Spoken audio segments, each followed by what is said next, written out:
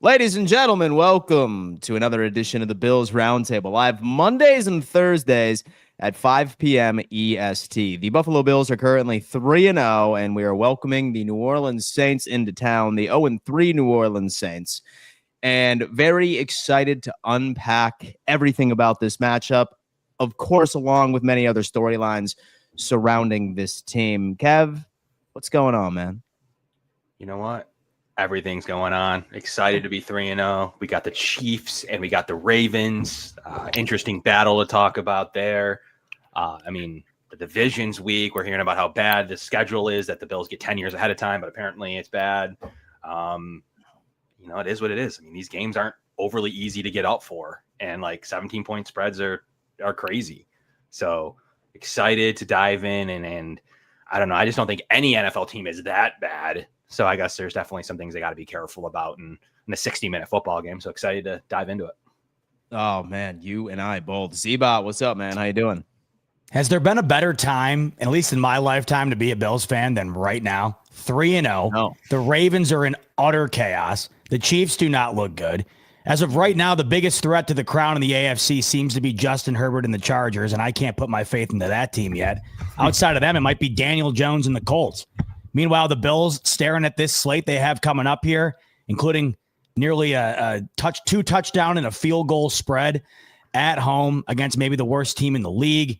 And then after that, you're playing New England. I don't think anybody trusts New England to come into Buffalo on Sunday Night Football with the rivalries uniforms, by the way. Good luck beating Allen in that thing.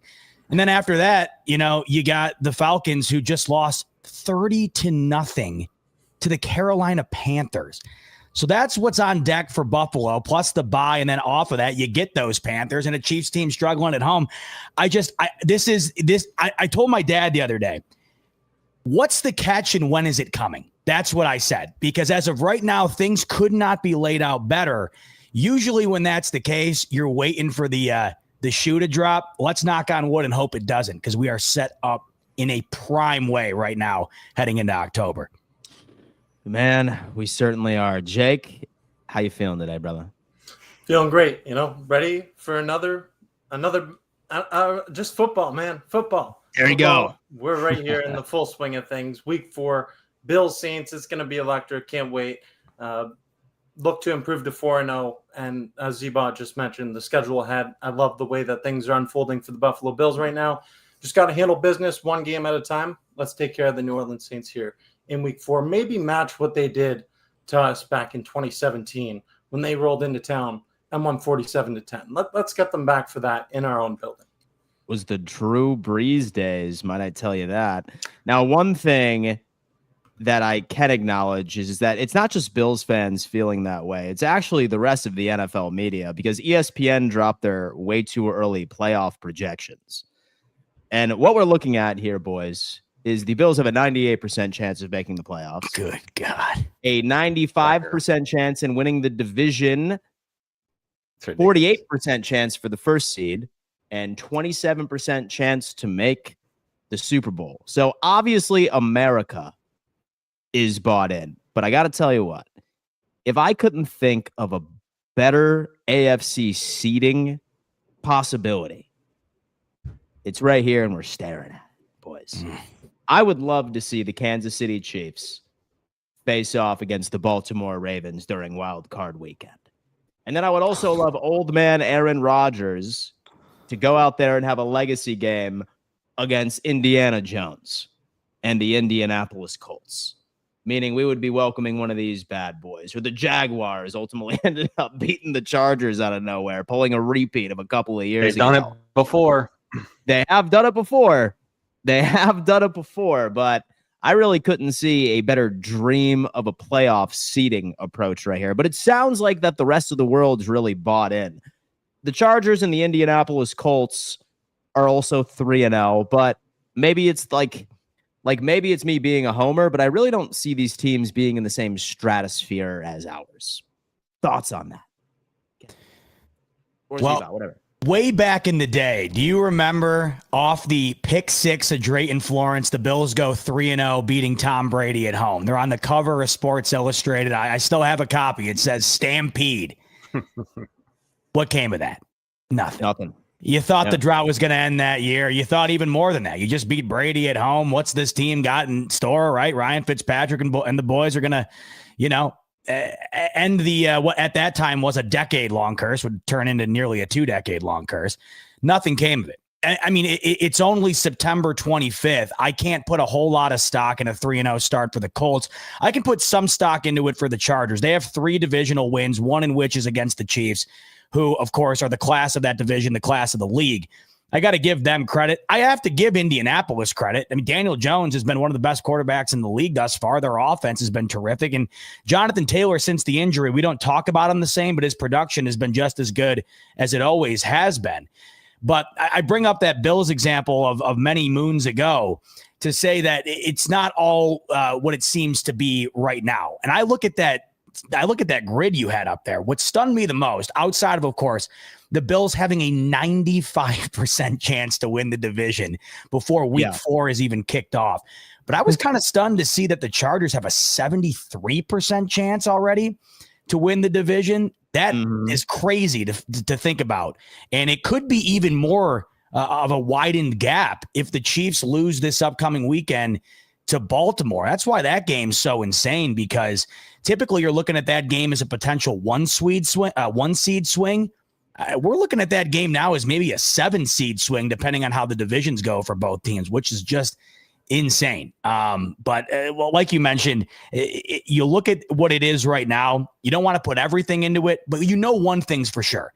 Even though you don't know a ton about the Colts and a ton about the Chargers in terms of their ability to be battle tested, the Bills. And where they're at right now is exactly where they should be. You are confident in projecting that this start is going to continue. The way I see it, it's kind of sit back, let the Bills take care of what they're supposed to, and let this all play out around them, because that to me right now is the most insane thing of this whole start to the season, is everything else beyond the Bills and what that might look like factoring in to their run, hopefully to February when the regular season concludes. Funny enough, that article also has us as the greatest percentage chance of making the Super Bowl. The next highest team is the Philadelphia Eagles at 17%. Man. So the world is bought in. Some additional thoughts, Kev? Yeah, I think the thing to remember, and it's coming from someone who likes to talk about the stats, is it's interesting because it's a past stat. So it's basically to date based on what has happened in the league as of this moment. Not a predictive stat, though. So when you look at 48%, the funny part about that, or like, let's just talk about the Colts at 70% to win the division, or even 88 to one loss, and the repercussions are it goes to 70 or goes to 65 just overnight. So moving targets on this, like the 4 versus 5 in this specific example of Baltimore KC, love it from a wild card perspective. Absolutely hate it because you would have to play one of them in the division round if you don't get the upset.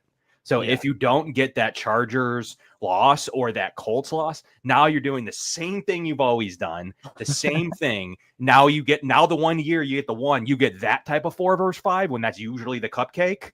That would be kind of how it goes when Old Man Rivers and Jacksonville's unable to get it done in these games. You're going to face the same opponent that you would have in the divisional round in every single year to this point. So that's the only reservation I have with this setup is I want a little bit of variance. Even putting KC down to the 6 even would help me feel a tiny bit better.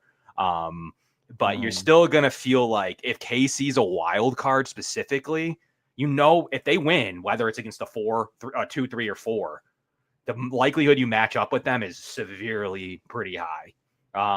As there would be a road team that won a game, the Bills would get the lowest seed remaining. You'd face off with KC. So that's the only struggle I have right now with KC in general as a wild card team. But ultimately, are we even sure that they could go and beat LA on the road? I mean, not specifically. But it's Patrick Mahomes. He always plays his best ball week 17 on.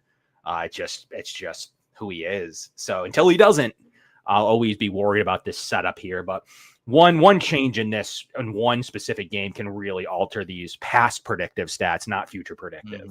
So that's one thing to remember. Like, there's no ramification for tomorrow or say Monday for Indy's number to be 49% or whatever. Maybe not that drastic, but 61%.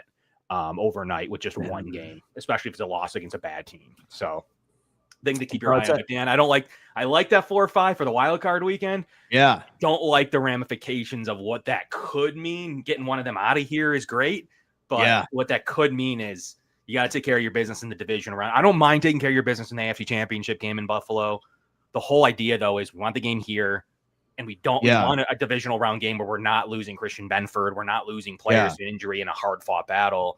Not that Jacksonville wouldn't be a hard-fought battle, but you need that benefit boost that these teams get at home. We need a path that's a little bit more successful, just like an NCAA tournament. Dude, like next bargaining agreement that ever hits the table, I would love it if the first seed could just choose their opponent, right? That'd be crazy. Like choose their opponent from the divisional round. How you would feel though if I pick the Colt. I don't know, whatever. I think of how you would feel. Like, oh, I like it, but think of that, like that mantra. Ballsy. It's ballsy, right? First seed gets to select who they want to play the following round. Oh my God, this bulletin board material might get dicey. I don't know. Reach out, Goodell. Talk to us. But this gives me actually a really good segue, and I'm going to Jake on this one. Two teams that probably some Bills fans would like to avoid playing in the divisional round. It's the Chiefs and the Ravens. We'd much rather save either of those for the AFC Championship. They're playing on Sunday. Both of them are 1-2. One of them is going to be 1-3. What team do you think is better for the Bills to lose that game? What team do you need to see lose that game on Sunday? It's really tough. It's really tough because we know that the Ravens match up better against the Buffalo Bills, but we also know the history between the Bills and the Kansas City Chiefs in the playoffs. I'd rather bank on the history of the Bills against the Ravens than the Bills against the Chiefs. So I'd rather see the Baltimore Ravens go into Arrowhead and win this game. Oh my God. And just put belt to ass, right? Like just put the death nail in the Chiefs. Because after that game, 2 games later, I'm pretty sure they have Dan Campbell and the Detroit Lions. They have a couple of other difficult matchups. They come to Buffalo again. My God. It's a 7-loss team at I mean, it's It's a wild card team at that point. Yeah, 10-7 wild card team. Who knows? Z-Bot, have you thought about it much? Like, what benefits the Buffalo Bills most? Thought about it much. It's all I'm thinking about. I mean, honestly, when you look at the Bills being the 1 seed, of course, the ultimate irony in finally getting the 1 seed would be having to play Kansas City as a wild card team. I mean, that would just, you know where I'm going with this. I mean, it's got the storyline written all over it, right? Where the Bills finally cement themselves as the best team in the AFC throughout the duration of a season, get the 1 seed. KC falls to 7-6, whatever, comes to Buffalo. And I'm not even going to say it out loud right now, but don't think that thought hasn't been in my mind because it's very likely mapping out that way, or at least has a high probability of potentially being that way if things continue to go the way that they're going. But I look at this game this weekend. This is what's interesting about it. The Ravens are the better team. They're better than Buffalo.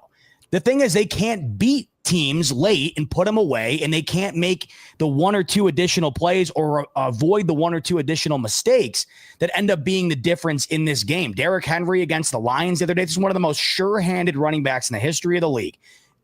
Now has 3 fumbles in 3 games. The 2 lost were 2 of the biggest fumbles you could possibly have in any game, against Buffalo and against Detroit. Massive, massive swing in those games. Then defensively for Baltimore, they're just bad right now. Their run defense is atrocious, but that offense is phenomenal. The Chiefs right now aren't particularly bad at anything. They're just not particularly good at anything.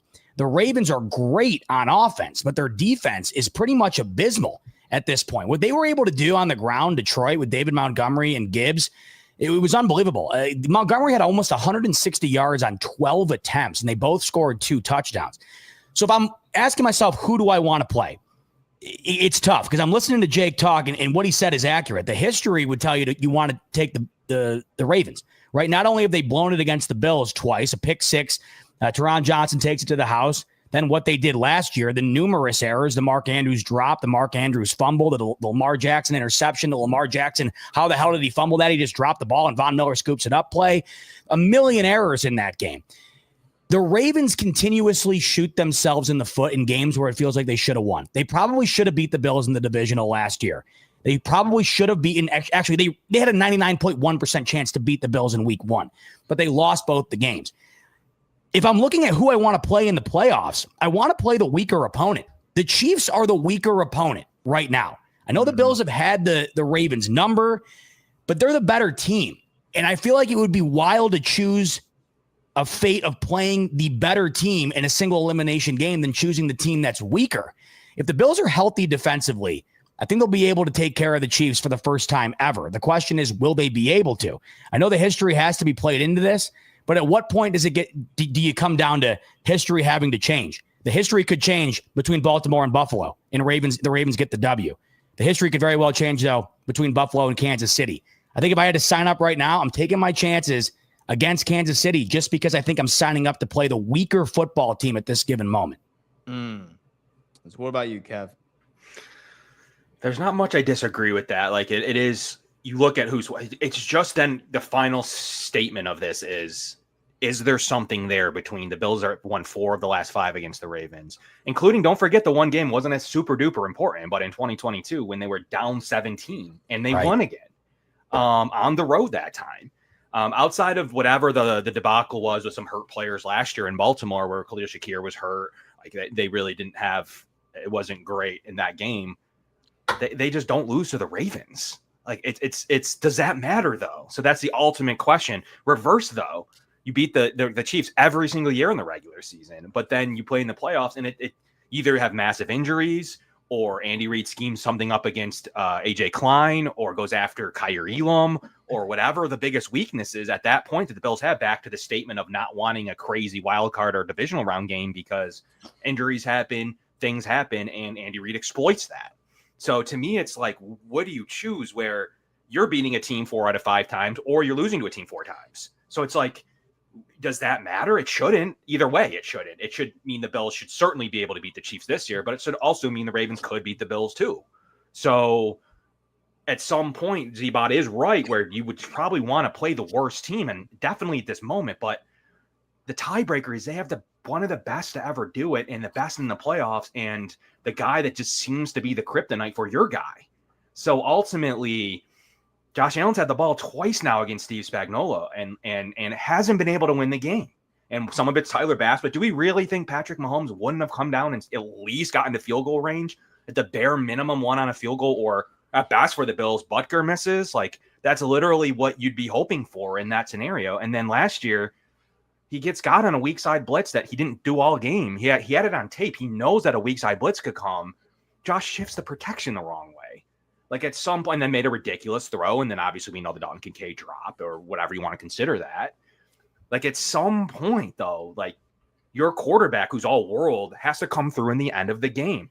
Mahomes has done it. So like, are we worried about that scenario playing out in the, Dan? It's just such a tricky situation. Z-Bot's right. You'd probably pick the Chiefs here to be the team you'd want to face off with in the playoffs. Keep the Ravens far away from your side of the bracket. But if you get that 4-5 game, though, you're screwed. Like that's ultimately, yes, one's eliminated, but you're going to play one of them in all odds in the divisional round. I don't know. And then the Chiefs fan, you're right. Chiefs fans are rooting for a 2-7 game against the Bills. They really are. They have all the world to play with. They think that they'll win anyways. They have the storyline. And if they lose, they'll just say, oh, we were definitely way down this year. You finally won against our 7 seed. Like, of course. Right, they have it both ways. And they really desperately want that 3-6 or 2-7 game, or the divisional round where they do beat the Ravens, or they could maybe get the Colts, and definitely then you would play them. So if we got through it, and so the bracket just didn't fall that way where we played the Chiefs at all, we go on to win the Super Bowl. You'll hear it that way too. Does it feel the same? Oh, it feels the exact same. I've thought of this question 1,000 times. I could give a rat's ass how the Bills get there. I don't care if by the grace of God somehow you have Miami, the Chargers, Colts, the Jets, fill in the blank. Jags. Have the Jets and the Dolphins back their way into the playoffs. The Bills have to play them twice back to back to go to the Super Bowl. I could care less. I swear to God, the people that sit around and say, it's just you didn't earn it. we are in no position to sit around and say, hey, we need to earn this one. They've never won one. After you win a couple, maybe you might want to say, let's prove. Like after the Chiefs won a couple, right? And everyone was saying, well, they never played on the road in the playoffs. Then they went, and Chiefs fans were excited about the opportunity. Clearly, the Chiefs were as well, right? And they run the table. They have an unbelievable run, and they go to the Super Bowl, right? The Bills are in no position, nor are we as fans, to sit around and say, we need to do it the most improbable way imaginable. So that way we can sit around and say, hey, so-and-so from the Ravens fan base or so-and-so from Chiefs Kingdom, we did it, and you had the full arsenal. Once again, I wouldn't care if it was the Jets, the Dolphins. You put in somehow the 0-17 Lions from years ago find their way into the AFC, or they find their way into the Super Bowl. The Bills got to play them. Who cares? Go the distance. This is why, fellas, this year is lining up so incredibly, where you have what's panning out around Buffalo, panning out the way that it is, plus the Bills being as good as they've been with the schedule that they have. I don't care how easy it is. They've never done it before, whether it's been easy, difficult, do it. So if you're asking me, what would I rather see or whatever, I'd rather see, fellas, the easiest possible path to get it done. That's what I want. Yeah, dude. Nice little. You need one upset, and you could get it. You need you have the Colts sitting there.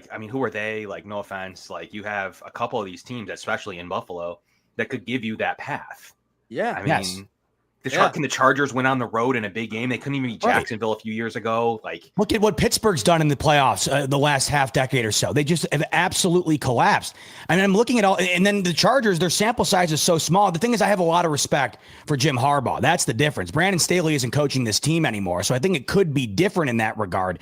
But really, it's such a look at the Texans right now. It's just so interesting. You're looking around. The Texans are the worst offense in the NFL. They're 0-3. I mean, you're looking at this right now, and there is a possibility that the Bills end up playing two teams, potentially, depending on how things go. But they end up playing a team or two that you would have signed up for preseason to play in the postseason. That's kind of the way that things are rolling right now.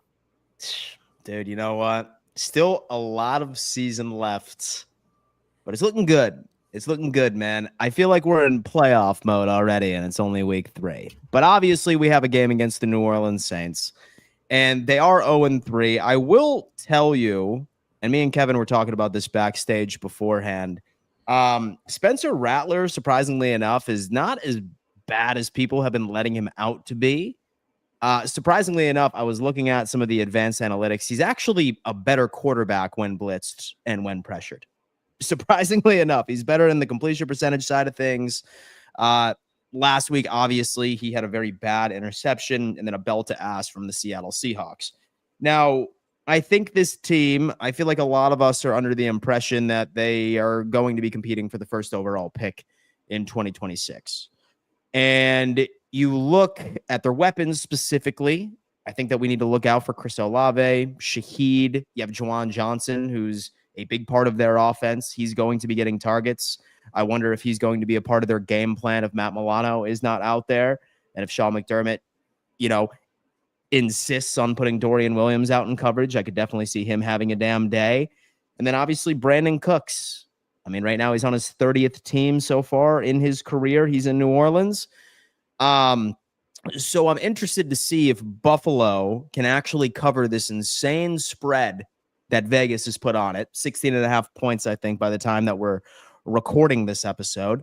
But Jake, talk to me about your thoughts on this game, keys the victory for the Buffalo Bills, and some general things to look out for. Yeah, I mean, this game, it should be a no contest when you look on paper. And I keep hearing trap game, whatever. I'm not worried about the Buffalo Bills losing this game.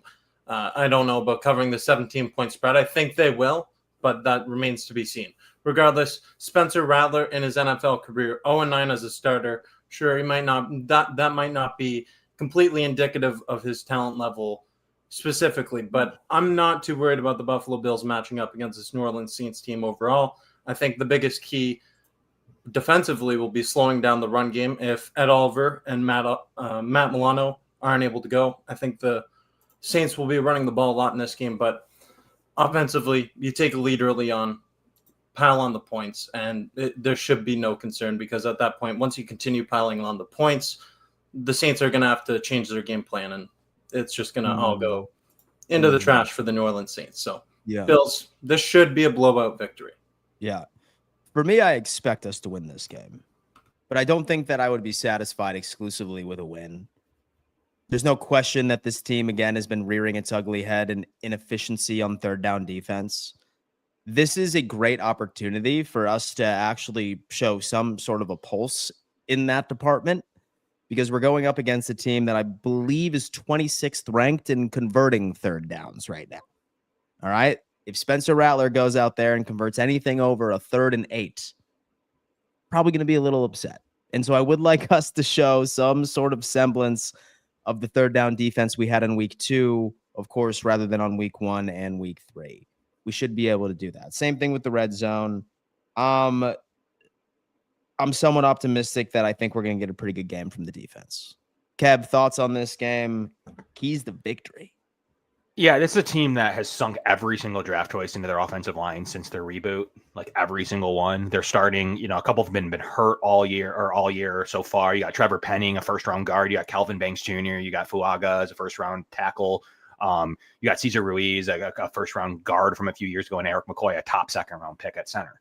So that's what they've done, and it's been poor. Like, the Bills have built an offensive line without having to do that kind of investment, decent investment, but not to that level. Like, you're talking about, could you imagine being a Saints fan every year? You're just taking the next offensive lineman. Like, look, the trenches are important, but they've done nothing there outside of those offensive line choices, Chris Olave, and then a couple of picks in the secondary with Alontae Taylor and Kool-Aid McKinstry, who haven't been very good. So ultimately, like, that's where their draft is, and the team's just not good enough all the way around. However, this will be the first week they get their offensive line back, all these top picks we're talking about. Will they gel? It's not just about talent. Look at John Michael Schmitz in the Giants, like, supposed to be top end, center. He's, not playing well. Like, so just because you're a top first round offensive lineman, you can bust there often, and they haven't played together. I expect some issues. I expect some issues on third down. I expect some issues with communication. Ultimately, it's a tough place to play. Spencer Rattler hasn't won yet. I just don't see the likelihood. I like their weapons a little more than most. I love Chris Olave. Would love him as a trade target. I think that they have a little bit of a player you would consider underrated, in my opinion. Kamara can still get it done, but then you have like Raheem Shaheed, who I like a lot too. And they have some guys. The passing game's the best part of their team, but that defense is brutal. The defense is the issue there once again. So you're going to probably see more games similar to what you've seen from the Bills offense. And it's going to feel once again like the Bills are an offensive team, because to me, the Saints offense, when at full health, isn't terrible, but their defense, it's to me, it's rough to look at. It's just not a good defense all the way around. They don't have, I like Demario Davis. He's like 40. But outside of that, he's old. He's getting it done. But outside of that, they got a guy in Granderson who can rush the passer a little bit. No Chase Young in this game. It's looking like he's out. There's not much there. There's not much there in the secondary. McKinstry's been a bust. It's overall, they have a few secondary injuries. They're playing a rookie in Jonas Sanker at safety. It's just not overall the best looking. And, Julian Blackmon's out, a guy I kind of like at the safety position. I would like the Bills to target. He's out. It's just, the secondary is brutal. I don't like much on that roster right now defensively. I wouldn't be shocked by a few points by the Saints, I guess, is how I'll leave this. Is the passing game's decent. The special teams on the Saints is one of the worst special teams performances I've ever seen from a team. Literally. That's unreal. How unreally bad it was by this team. So Spencer Rattler gets a super clean game. They're penalized heavily. The Bills are the least penalized team. The Saints are the most. If that doesn't rear its head, the Saints don't turn the ball over a ton. They're even on the turnover differential. There's a path there that the Saints could cover and keep it close, but they got to keep special teams clean. They got to keep penalties clean. They have to perform defensively, none of which they've done in any of those categories. Turnover is not a huge issue. Offense gets the offensive line back with some weapons. So it's a little bit of offensive worry where they could keep it to a 1-2 possession game. They can score, but if they can't run the ball with Kamara, Dan, I expect the third down efficiency to change. The Bills have actually been one of the number one teams on the league on first and second down. Their average third down is 3rd and 8.2. So the Bills will figure out how to get home. The pressure rate has been 8th. At some point, those will turn into pressures. And Tua was getting the ball out in a record 2.3 seconds, as well as the touchdown that he had to Jalen Waddle in under a second, the ball got out. So you do need to have a couple of things go your way. The Dolphins did have a decent offensive game plan. Their defense is terrible, but they did have a good offensive game plan in that game. The Saints may be able to come in with something similar offensively. It's just not a good defense. It's not one that can keep down a top offense outside of some crazy scenarios. And so Sam Darnold was sacked 0 times last weekend. Yeah, they have one player that can get the quarterback. It's Granderson. Other than that, they literally have nothing. Yep. Absolutely. Z-Bot, thoughts on this game, man? Yeah, that's the key to me is the defense of the Saints, really. I mean, everything the Bills do better than just about anybody in the league, the Saints do defensively just about as bad as anybody in the league, right? They have the worst pressure rate in the NFL. Meanwhile, the Bills, their offensive line has responded better than anybody in the league. They have the number 1 offensive line in terms of going up against pressure. The Bills are phenomenal when they're in play action, when they're not in play action. Their passing efficiency's through the roof. When you don't blitz Josh Allen, he carves you up. When you do blitz him, it's just as bad. You're looking at the Saints defense right now, and it's just a lot of high 20s or low 30s in terms of where they're ranked in the league in almost every defensive category. And then you look on the offensive side of things for the Saints, the only thing that they really do well, and you guys mentioned it earlier, and it's where Rattler's been pretty decent, it's going up against the blitz and getting the ball out quickly. So if the Bills just don't send a lot of pressure at Spencer Rattler, then I don't see how they're going to get carved up by him. It seems like he takes advantage of opportunities where you do send the house, he gets rid of the ball quickly, and that's kind of how they get a pass game going. Alvin Kamara has been really good against the light box, but the Bills don't run a whole lot of that, and the Bills have been really good against the pass overall. So you're looking at the run game. It feels like that's where they're going to try to go with Kamara, but I feel like the Bills know that. I feel like they know that they're not going to win this game on the arm of Spencer Rattler. They're going to want to keep Allen off the field.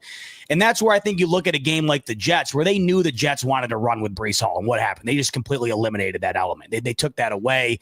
Obviously, they had no respect for Justin Fields' pass game, and it showed. And I have a feeling they're not going to have a whole lot of respect for what Spencer Rattler is going to be able to do over the course of a 60-minute game.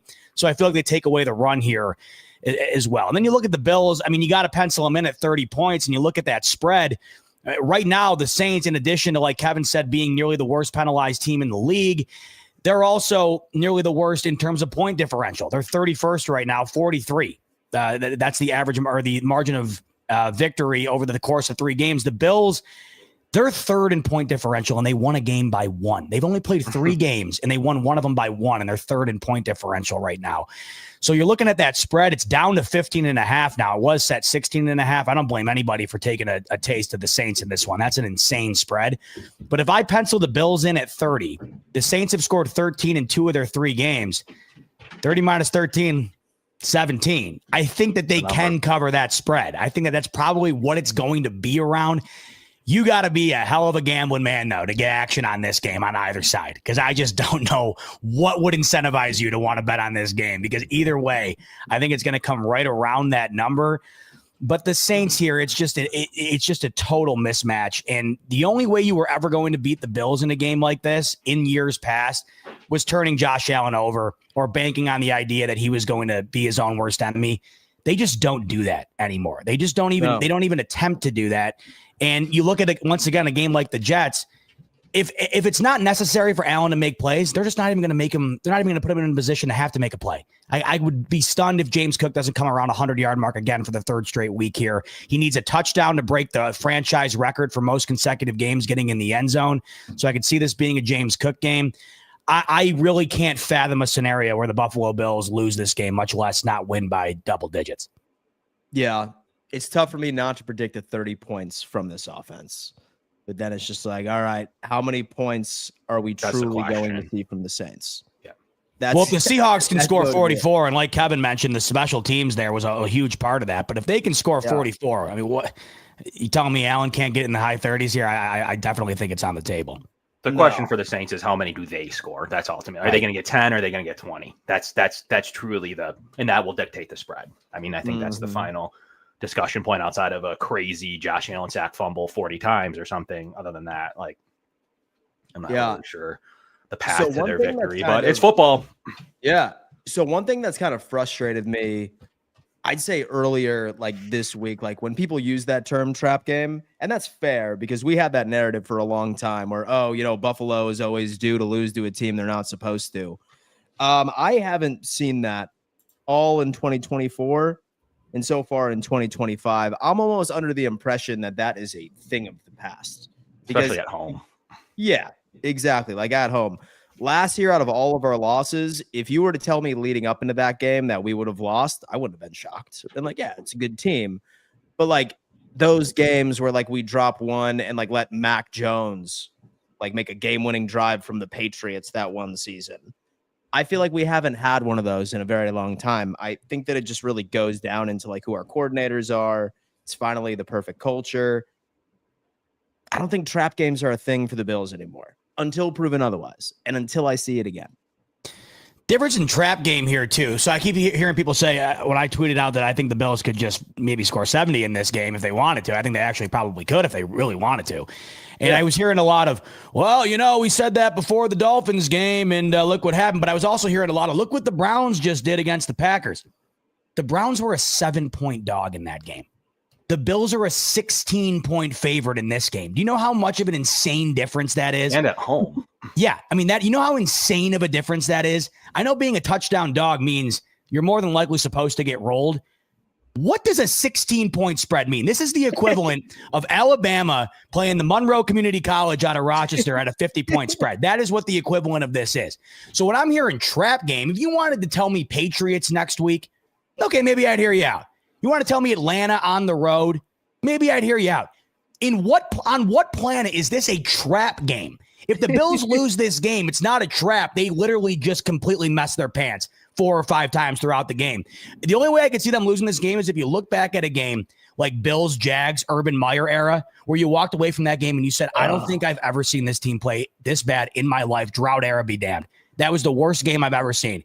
You're going to need that, plus something else, I would imagine, for the Saints to win this game. So trap game here, you got to be out of your skull to convince yourself this is a trap game this weekend. And think about 13 straight home wins. Is this going to be the team that ends that? Also, like, you can give McDermott like some issues. Like, if you want to say, how does he execute against the Chiefs in the playoffs? We could probably have that discussion later on this season and on the show. But we're talking about at home against a bad opponent. He, like, first of all, doesn't lose against rookie quarterbacks. And I know Rattler's not a rookie, but he's close. You know, he hasn't even had a full. He almost have a full complement of games yet. He doesn't lose in those set situations. Guess what McDermott's going to do? He's going to sit into a confusing cover 2 disguise coverage shell. And every quarterback, even good ones, have struggled against it. Ultimately, like, he doesn't lose these games. The one good thing about McDermott is he doesn't lose these trap games. To Zebot's point, they haven't lost since the Denver game. And that Denver team wasn't terrible, but still, like, they just don't lose these games very often. And 80% win probability and underneath Brady as well. Like, it's just not one of those that jump off the screen of it being issues. Can they cover the spread? That's really the question. It's going to get a backdoor touchdown or something that gets him there, but there's no path to victory that doesn't involve Josh Allen basically not showing up or I don't know, like throwing just not the offense. They run 13 personnel now. There's just not room for those big errors that we used to have when we were trying to throw it in the honey hole against cover 2. Last point on this game is the Saints run the most zone in the league at 80% and cover 3, a lot of quarters, a lot of different confusing, like they just drop into zone. Josh Allen absolutely destroys that now. Like, the best way to get Josh Allen is like a single high, bring people down, try to spy him, try your best to keep him in the pocket, like all those combinations. That's not the Saints. They run a super extremely heavy, the number 1 in the league. Josh Allen right now, 500 yards, 75 completion percentage, and 7.2 yards per attempt against zone coverage. It just doesn't match well on that side. I just don't see path outside of the Bills itself, special teams imploding or something where the Bills are missing possessions and they're not getting the ball back and they're facing deficits the whole day. Like, I don't know what that would look like. But the Bills' offense versus their defense is not. There's no path to success there that doesn't involve Josh not showing up. It's going to be a feet on the desk type game. I hope so.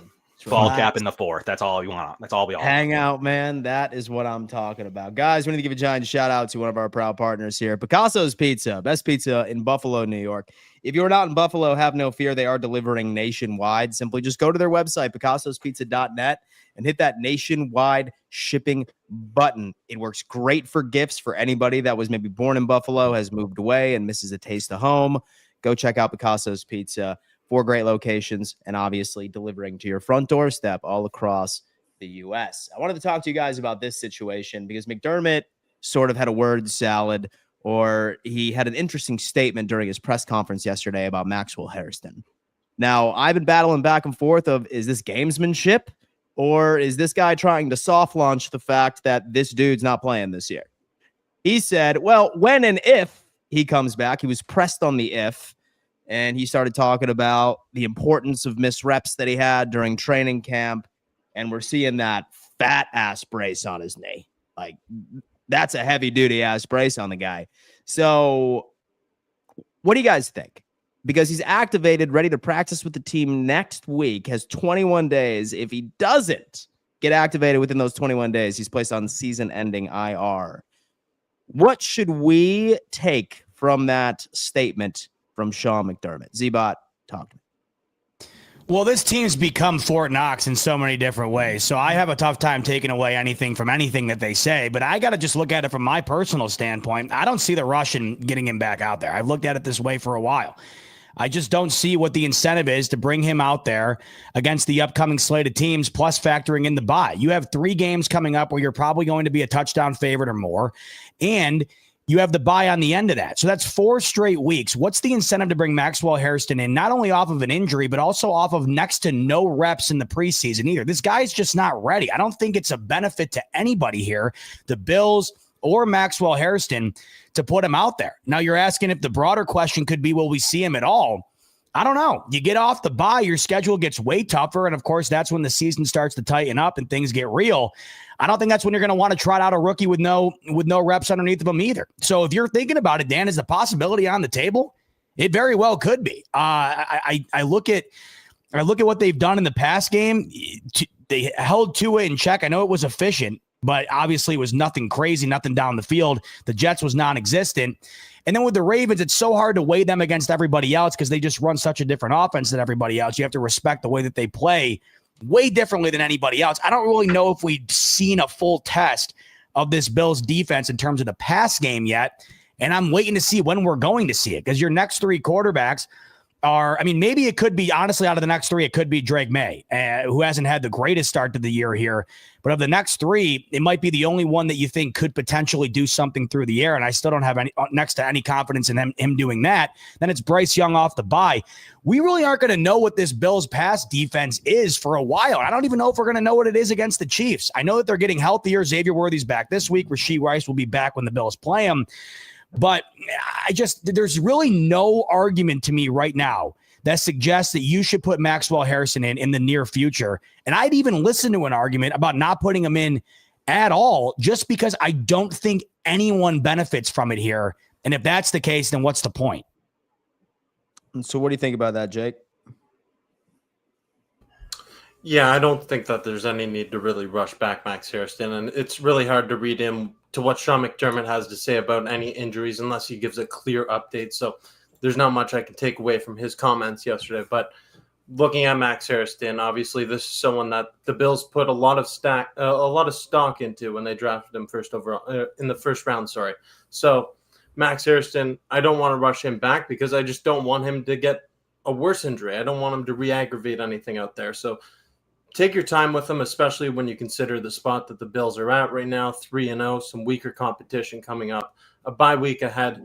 And the time that the Bills are really wanting to get him back most would be for playoff time. So it's really based off of his timeline, what the team's medical staff has to say. So I'm going to let them handle that business right there. So what do you think, Kev? The funny part is the season-ending IR after the 21-day he's period? Playing. I think he's playing, and the best part is you don't even need to activate him for that 21-day list until he's ready. So the point is you can't put him on that and then continue to push him on this practice 21-day window. If they want to hold him for a few more weeks, just don't start the window. And they haven't officially started the window. They can't officially start the window till Monday. So the thing he's allowed to practice off to the side in rehab like that, that's allowed in this week, but they haven't officially even started that window. So if they really want a few more weeks, they would take them before they activate the window. So to me, he's ready. He's going to play. I think you're going to see him at some point. The ramp from yesterday to today has been huge. Yesterday, we're like, okay, that's a pretty bulky brace. Today, he's doing like double the work he did in one day. So I expect him to be ready right after the bye and get some time. Take the reps away a little bit from, maybe they'll do some type of share. But Trey White's been good. Like he's allowed 5 catches for 27 yards, 1 slant touchdown against one of the fastest receivers in the league in Jalen Waddle. Outside of that, his run defense has been super strong. He actually is tops of coverage lists right now. Like I thought he had some spunk outside of playing a really high end receiver too last week.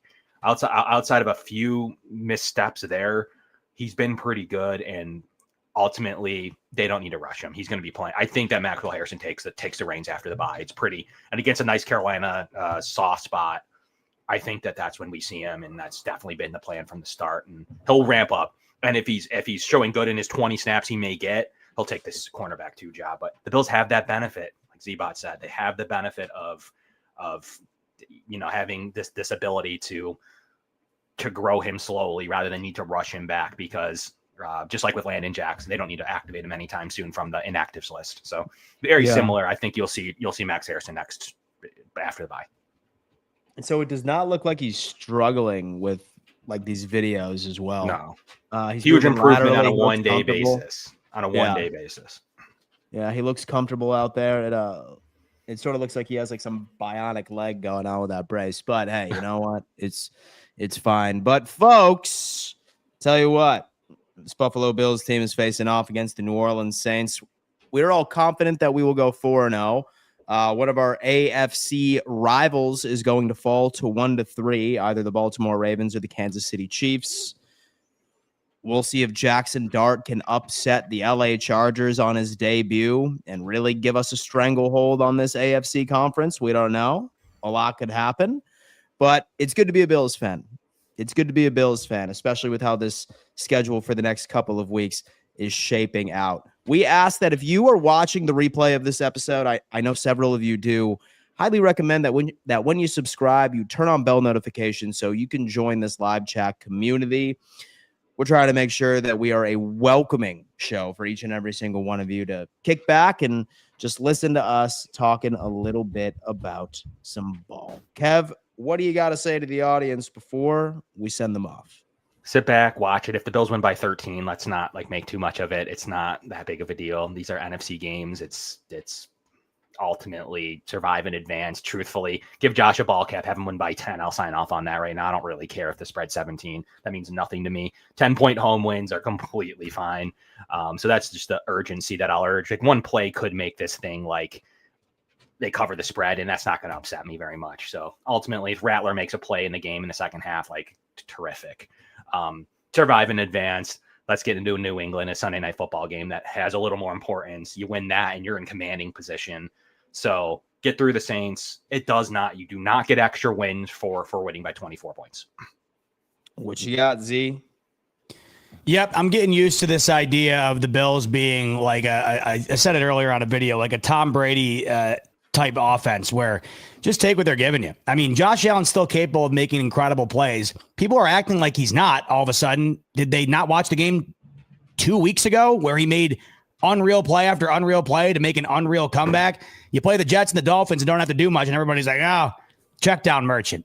Fine by me. I could give a damn how this team wins a football game. Josh Allen doesn't need to look like the reincarnation of the greatest quarterbacks you've ever seen boiled down into one player for me to be satisfied with a victory. I want to see a W, and that's that. Now, am I going to be unsatisfied if the Bills play like ass in this game? Allen turns it over twice, and the Bills defense gets carved up by Spencer Rattler, and they win 28-25. Yeah, I'm not going to feel great about it. Do I think that's going to happen? No. And if it does happen, I will dry my tears with the 4th victory of the season. So get the W, like everyone's in here saying. Get the W and stop complaining about the semantics surrounding the W. There could be something in play here where the Bills are saving maybe their bag of tricks or their best. I don't want to say effort. I think they always give their best effort, but maybe they're saying they're saving their best stuff for the back half of the schedule that is significantly more difficult than the front end of it. Win is all you need. I think they get it. That spread's funny. I don't really care about it either, but that's going to be the one thing I'm looking at in this game where I'm like, if you are a 16-point favorite and you cover that, like, you know, that's pretty gaudy. Like, that's pretty impressive because that's about as big of a spread as you will ever see in the NFL. So go Bills. Last time, by the way, the Bills were involved in a point spread like this, I think they were 17-point dogs against the Minnesota Vikings in Allen's rookie year. And they, the hurdle game, right? And the rest was history. The Bills won that game. Biggest upset, one of in the NFL history. That's another thing too to add, by the way. If the Saints win this game, it will be on a short list of one of the biggest upsets in NFL history based on the point spread. So if you think that's going to happen this week, well, then I guess you have your trap game coming your way. If you don't, sit back, enjoy. It should be a fourth victory. And you know what? And so the gambler in me is just like, Dan, take the Saints plus points, dude. I hear you. Take it plus points, man. A 15-point win, a 14-point win, you know? And so that gets it done. Jake, what do you got to say to the audience before we let them go? Earlier on in the show, we talked a bit about the AFC, the potential seeding implications for the playoffs throughout the remainder of, you know, the season. You have the Ravens and the Chiefs going head to head. But what I would say to everybody is that there's a song that Bills Mafia loves and adores. It plays at every Bills game when they're winning in the fourth quarter. It's Mr. Brightside by the Killers. And a line from there, I want to say, Destiny is calling me. So, yes, the Buffalo Bills control their own destiny right now. Everything else will figure itself out. The rest will sort itself out. Take care of business, handle it all, get a win against the Saints this week, continue stacking up those wins. And my ideal outcome here, I'm thinking the Bills cover this spread here, but I'm not saying put your money on it. Here's what I'm saying. I'm saying that I think the Bills cover the spread, and I think instead of what happened in week 1 when Bills Mafia started leaving early, and you know who you are if you left that game early. Josh Allen called you out. Bills Mafia might be leaving the game early in the fourth quarter because the Bills are just piling on the points against the New Orleans Saints. That's my prediction. Let's get it, Bills Mafia. Damn, man. There's people being like, I'm going to head home so I can catch the 4 o'clock games. Getting sick of watching this ass beating. Folks, we appreciate you tuning in for another edition. And we will see you on Monday. See you soon.